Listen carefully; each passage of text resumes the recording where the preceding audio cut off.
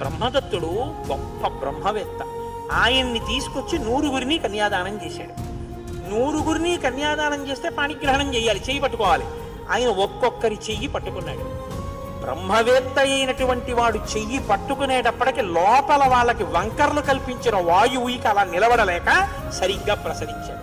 వాళ్ళు 100గురు సౌందర్య రాసులైపోయారు. అత్తగారైనటువంటి సోమత పరమ సంతోషంతో కౌగలించుకుని కోడళ్ళని ఇంటికి తీసుకుని వెళ్ళింది.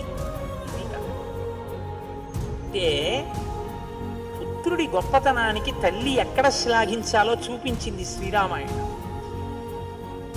ఇంటికి వచ్చినటువంటి కోడలకి వంకర్లు లేకపోయినా వంకర్లు చూడడం కాదు, ఇంటికి వచ్చినటువంటి కోడలకి ఎక్కడైనా చిన్న లోటు ఉంటే దాన్ని కొడుకు చేత కప్పబడేటట్టు చేసి ఆమె పూజనీయురాలయ్యేటట్టు చేసేటట్టుగా ఉన్నటువంటి సమర్థతతో కొడుకుకి అటువంటి బోధ చేసి ఉద్ధరించగలిగిన అత్తగారు ఈ జాతికి అదృష్టం. అటువంటి అత్తగారు ఉండాలి అని కోరుకున్నారు.